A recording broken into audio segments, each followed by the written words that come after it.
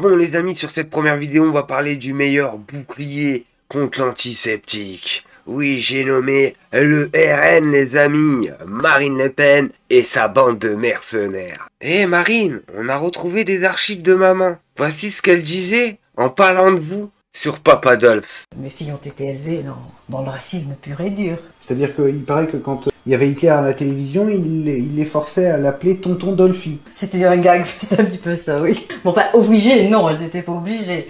Bon, enfin, c'était aussi une façon de rire aussi, mais ça arrivait, ça arrivait. Oui, c'est aussi ses amis aussi, oui, c'était un petit terme d'amitié. D'affection pour Hitler. Je crois, oui. Et quand il parlait des Arabes? Oui, c'était aussi ça, c'était... Quel est le terme, comment on disait? Des crouilles, non? C'est ça? Ouais. Bon, les amis, il n'y a plus rien à dire après ça. Marine Le Pen et sa famille de Raslar ont toujours été une famille de Raslar. Tout simplement. Maman s'en vantait. Maman s'en vantait à l'époque. C'est pour vous dire que l'époque a changé. Et maintenant, on nous explique que le bouclier qui marche le mieux contre l'antiseptique, c'est les mêmes qui les attaquaient. C'est hallucinant quand même.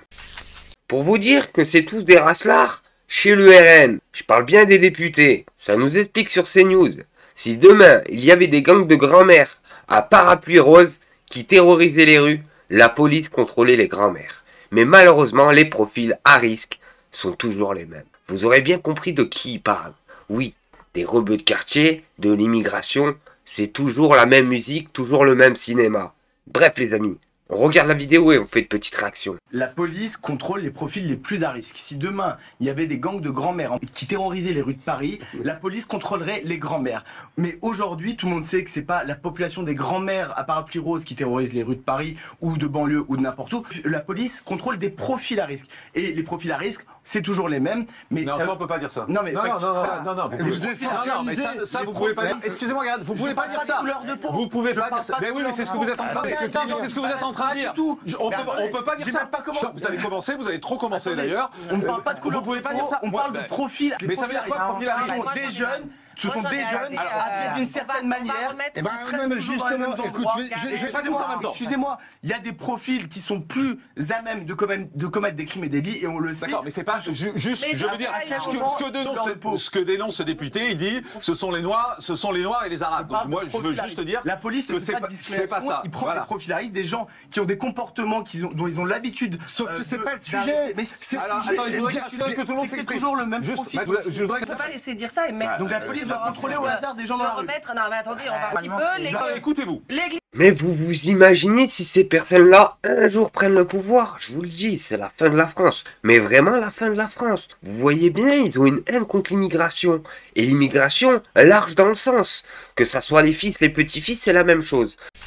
On va rester sur la droite les amis, vous le savez, j'aime bien taper dedans. Elias Courageuse, commerçante d'extra-origine européenne, je sais pas ça veut dire quoi, bref, a expliqué son calvaire à Reconquête, puis à CNews, suite à l'occupation du théâtre de la Gaîté Lyrique. Sa cagnotte a pris plus de 27 000 € après son passage chez Morandini. C'est hallucinant les amis. Erreur 404. Je vous le dis les amis, il faut arrêter de travailler, hein. Faites des cagnottes, tout simplement. Comme l'extrême droite. C'est pas la seule. Ils font tous ça. L'extrême droite fait toujours ça. Mais ce qui est fou les amis, c'est que quand c'est la gauche qui commence à faire des cagnottes, vous, erreur 404, on les bloque tout de suite. Regardez bien. Vous vous rappelez de l'ex-boxeur Christophe Dettinger, gilet jaune? Il ne touchera pas sa cagnotte. La justice a considéré qu'il fallait annuler le contrat entre Litchi, qui hébergeait la cagnotte, qui avait atteint 145 000 €. Et le lanceur de cet appel au don, l'ancien boxeur ne touchera pas cette somme. Voilà les amis, c'est simple comme bonjour. Lui, il ne touchera jamais sa cagnotte. Pourtant, elle est que de 145 000 €, hein, on est bien d'accord. Maintenant, on va passer à un autre sujet. Bim, bim, bim. Une cagnotte d'1 million d'euros dans la cagnotte de l'extrême droite pour le meurtrier de Naël. Cet après-midi, la cagnotte en soutien au meurtrier de Naël a dépassé le million d'euros. Un chiffre choc. Quelques heures plus tard, après la plateforme est confirmé, le cagnotte était en conforme à ces règles face auxquelles il faut une riposte. Voilà les amis, voilà. Ça, c'est le 2 poids de mesure. Hallucinant. D'un côté, on a un boxeur. On lui a enlevé son travail. Il ne peut plus boxer. Du coup, ses abonnés, ils ont fait quoi? Ils ont fait une cagnotte pour lui. Non. Erreur 404, lui, il peut pas. De l'autre côté, on a un policier qui s'est amusé à exécuter, parce que c'est une exécution, un petit jeune de quartier. Je vous le dis, 1 million d'euros.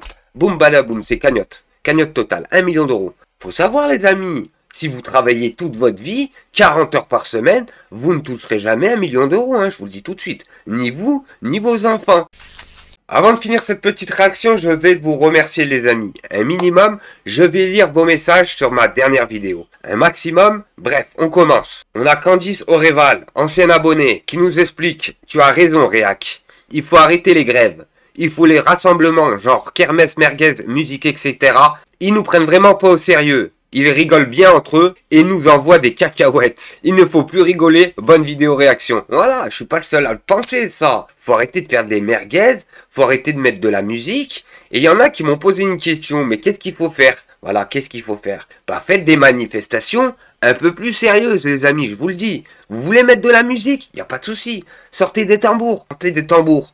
Voilà. Période de guerre, moi je veux voir du rythme, un rythme de guerre. C'est simple comme bonjour. Mais là, les amis, c'est une colonie de vacances. Les mecs, ils sont là, ils chantent, ils dansent, ça achète, ça vend des merguez. Non, ça ressemble plus à une discothèque, ou à une kermesse, un minimum, qu'à une émeute ou une manifestation, on est bien d'accord. Voilà, c'est simple comme bonjour. La seule fois où l'État a commencé à frissonner face aux gilets jaunes, c'est quand un mec a commencé à venir avec un chariot et rentrer dans une mairie. Je vous le dis, c'est pas ce que je vous demande de faire. Mais c'est pour vous dire les faits. On a Farid Azi qui nous explique. Il n'existe qu'une seule de guerre. Celle que le bloc bourgeois mène contre les plus pauvres. Effectivement, effectivement. Mais ce qui est une blague en fait, c'est que ça fait passer la gauche comme des bourgeois, comme des petits bobos. Oh les amis, vous savez d'où je viens moi? Moi personnellement, je viens de citer. Voilà, je suis un rat de quartier de base. De base, voilà. Je me suis évolué par la suite. Voilà, parce que c'est une évolution. Hein. Faut pas se cacher. Hein. Mais je viens de citer. Voilà.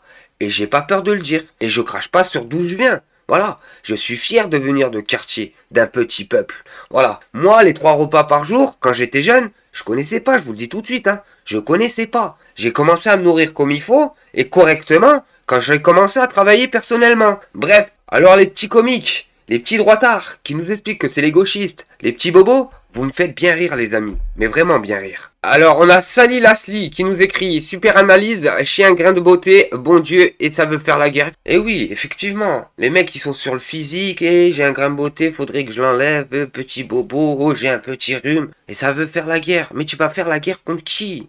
Tu vas faire la guerre contre qui? Contre Poutine et ses ours? Contre les Tchétchènes? Ou contre les Coréens du Nord? Parce que ça rigole pas, hein, je vous le dis en face, hein. Ça rigole pas. Chez eux, depuis jeunes, on les dompte à faire la guerre. On les dompte, on les dresse à faire la guerre. Et c'est pas nous les marionnettes, on a été nourris au choc à pic. Au choc à pic, et j'en fais partie, hein, je vous avoue, hein, j'en fais partie. Comme tous les Européens. On peut pas faire la guerre contre ces personnes-là, c'est des machines de guerre. Je vous le dis, c'est des machines de guerre. On ne fait pas le poids, que ce soit physiquement ou matériellement parlant. Bref. On a Médier qui nous écrit « La manif de l'année, ça fait flipper. » Effectivement, ça fait flipper. C'est sûr que ça fait flipper. Hein. Mais ça fait pas flipper les bonnes personnes. C'est ça le problème. On a Vincent Beniout qui nous écrit « Quand on n'est pas invité sur la table des négociations, c'est parce qu'on n'est pas au menu. » Effectivement. Alors là, j'aurais pas pu mieux dire. Effectivement. Tout simplement, c'est parce qu'on n'est pas au menu. Les Américains vont se gaver. Ceux qui étaient au milieu de la table, ils vont se gaver à part les Ukrainiens, hein, les pauvres, hein, ils finissent en slip, hein, faut l'avouer, hein.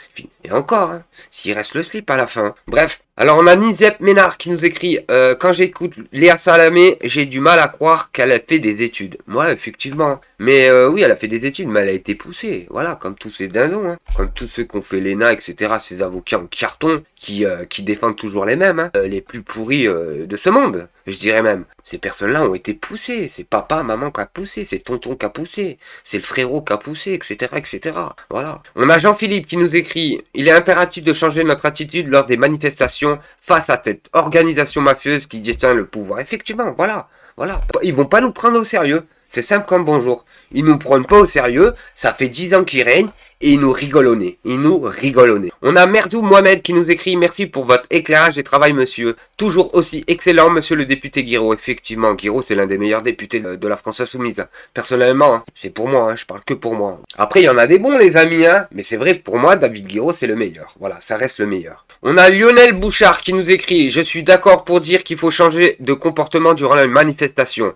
Sinon, on va passer pour des guignolos. Les sujets sont trop graves. Il faut vraiment que ça ira d'une révolte. La musique, la danse, on se croirait plus au carnaval qu'à une manifestation. Voilà, je suis pas seul à le dire. Franchement, ça me soulage quand même. Ça me soulage d'entendre ça. Parce que je vous le dis là, c'est une kermesse. C'est une kermesse. Avant, quand je critiquais ça, je vous le dis, hein, il y avait des gauchistes qui me sautaient dessus. Qu'est-ce que tu fais? T'as changé de camp, etc. Mais non, j'ai pas changé de camp. Va falloir être sérieux de 5 minutes. 5 minutes quand même. On peut pas se permettre de vendre des merguez, de danser la Java, et derrière ça, taper le poing sur la table. C'est pas possible, les amis. Je vous le dis, c'est pas possible. Et on va s'en faire une dernière, les amis. On a Fadila Zoug qui nous écrit: ils doivent bien rire de voir ce cortège chanter et manger les merguez. Ça doit vraiment leur faire peur. C'est pour vous dire qu'on n'est pas pris au sérieux. Du coup, j'ai plus envie de voir ça. Pour les députés de la France Insoumise, si vous me regardez, s'il vous plaît, faites passer le message, surtout à Manon Aubry, parce que je crois qu'elle n'a pas compris. À chaque fois, c'est elle. À chaque fois, c'est Manon Aubry qui fait ça. Arrête de faire ça. Arrête de faire ça. Parce que vous salissez l'image de la France Insoumise en général. Sur ce, les amis, merci de m'avoir suivi. N'oubliez pas, un petit like, un petit commentaire, ça fait toujours plaisir. Et si t'es pas abonné, abonne-toi. C'est totalement gratuit. Merci à tous.